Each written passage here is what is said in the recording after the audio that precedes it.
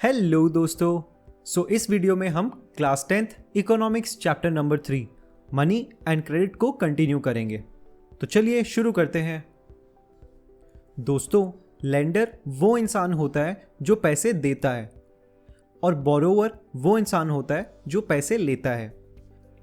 तो लोन का फॉर्मल मतलब समझते हैं। लोन एक ऐसे एग्रीमेंट को बोलते हैं जहां पर लेंडर बोरोवर को पैसे, सामान या कोई सर्विस उधारी में देता है और जो बोरोवर होता है वो इस बात का प्रॉमिस करता है कि वो फ्यूचर में उन सर्विसेज, मनी या गुड्स को लौटाएगा, वो भी एक्स्ट्रा इंटरेस्ट रेट के साथ। तो इस एग्रीमेंट को लोन या क्रेडिट कहते हैं।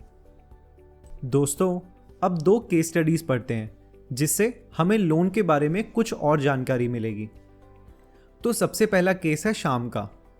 श्याम एक मर्चेंट है कलर्स का जो होली के लिए नेचुरल कलर्स बनाता है। तो जैसे ही होली का सीजन पास में आने वाला था, श्याम ने रंगों को बनाने वाली मशीन के लिए बैंक से लोन लिया।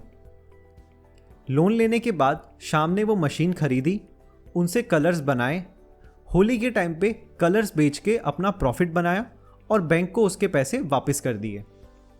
इसी तरीके से श्याम ने प्रॉफिट भी कमाया और साथ में श्याम के पास नई मशीन भी आ गई।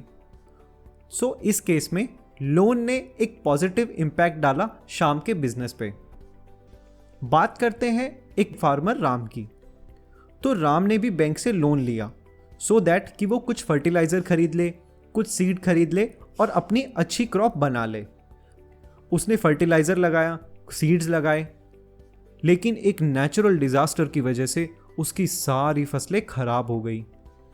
लोन के अमाउंट से फसलें उगा के प्रॉफिट कमाना तो दूर, वो लोन का पैसा बैंक को वापस भी नहीं कर पाया।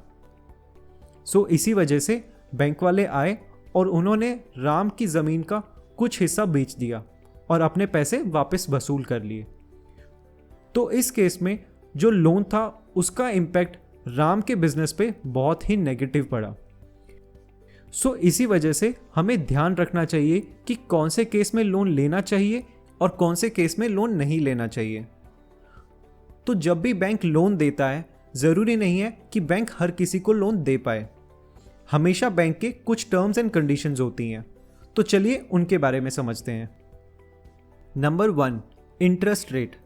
तो जब भी बैंक किसी पर्सन को लोन देता है तो उसके साथ कुछ इंटरेस्ट रेट भी जुड़ा होता है, यानी कि आपको लोन का अमाउंट तो वापस करना ही है, प्लस उसके साथ में कुछ extra amount as interest rate भी वापस करना होगा।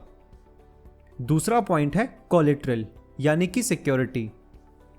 जब कोई भी बैंक किसी बोरोवर को लोन देता है तो वो गारंटी के तौर पे लैंड, बिल्डिंग, व्हीकल, लाइवस्टॉक, इनमें से किसी भी एक के डॉक्यूमेंट्स अपने पास रख लेता है।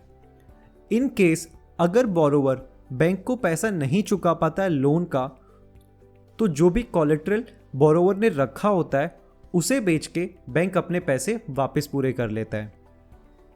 और interest rate, collateral, documentation required, mode of repayment, ये सभी पॉइंट्स मिलके टर्म्स ऑफ क्रेडिट कहलाते हैं और ये हर बैंक के अलग अलग हो सकते हैं। दोस्तों, अब समझते हैं फॉर्मल और इनफॉर्मल सेक्टर ऑफ लोन्स के बारे में। तो जानते हैं फॉर्मल सेक्टर के बारे में। फॉर्मल सेक्टर के लोन वो लोन्स होते हैं जो आप बैंक से या कॉर्पोरेटिव सोसाइटी से लिया करते हैं। इस टाइप के लोन्स के अंदर आपको प्रॉपर डॉक्यूमेंटेशन करना होता है और बैंक के पास या फिर कॉर्पोरेटिव सोसाइटी के पास एक पर्टिकुलर कोलेटरल डॉक्यूमेंट रखना होता है। फॉर्मल सेक्टर के लोन्स के ऊपर आरबीआई यानी कि रिजर्व बैंक ऑफ इंडिया का सुपरविजन रहता है। आरबीआई ये कंफर्म करता है कि बैंक के पास टोटल डिपॉजिट का 15% रहे इन केस अगर कोई पर्सन बैंक से पैसे निकलवाने के लिए आता है। बाकी 85% पैसा बैंक एज अ लोन दे सकता है। आरबीआई ये भी कंफर्म करता है कि जो लोन दिए जा रहे हैं वो एक अफोर्डेबल रेट पर हो। बैंक्स को आरबीआई को ये बताना होता है कि वो कितना पैसा लेंड कर रहे हैं और उस पर कितना रेट ऑफ इंटरेस्ट ले रहे हैं। बात करते हैं इनफॉर्मल लोन के सेक्टर के बारे में। तो जब भी आप अपने फ्रेंड, रिलेटिव या मनी लैंडर से पैसा लेते हैं वो एक इनफॉर्मल सेक्टर का लोन होता है। इस टाइप के लोन में कोई भी ऑर्गेनाइजेशन नहीं होती है जो आपके लोन के सर्विसेज को सुपरवाइज कर सके, जैसा कि फॉर्मल सेक्टर में आरबीआई होता है। इनफॉर्मल सेक्टर में ये चांसेस होते हैं कि जिन्होंने आपको पैसा दिया है वो अपनी पावर का मिसयूज कर सकें, और ज़्यादातर डॉक्यूमेंटेशन और कोलेट्रल ना होने की वजह से इनफॉर्मल सेक्टर लोन का जो रेट ऑफ इंटरेस्ट होता है वो काफ़ी ज़्यादा होता है। दोस्तों, इंडिया के रूरल एरियाज़ के अंदर 50% लोन की डिमांड जो है वो फॉर्मल सेक्टर पूरा करता है और ऑलमोस्ट 50% ही इनफॉर्मल सेक्टर पूरा करता है। हमारी गवर्नमेंट चाहती है कि ज़्यादा से ज़्यादा रूरल या अर्बन एरियाज़ की जो डिमांड है वो फॉर्मल सेक्टर ही पूरा करे, जिसके बेसिकली 2 रीज़न है। फॉर्मल सेक्टर में जब डिमांड्स पूरी होती हैं तो वो चीप और अफोर्डेबल होती हैं, सो दैट उससे गरीब का और बाकी लोगों का भी भला हो सके। दूसरा पॉइंट है कि इनफॉर्मल सेक्टर के लोन्स के अंदर बहुत ज़्यादा चांसेस रहते हैं कि फ्रॉड या फिर रेट ऑफ इंटरेस्ट का मिसयूज़ किया जाए, और इसी वजह से गवर्नमेंट चाहती है कि फॉर्मल लोन्स जो हैं वो ज़्यादा से ज़्यादा बढ़े, जिससे इंडिया की सिर्फ इकोनॉमी ही नहीं, इंडिया के लोगों की लाइफ भी बेटर हो। तो दोस्तों, इस पार्ट में केवल इतना ही। मिलते हैं अगले पार्ट में। बाय।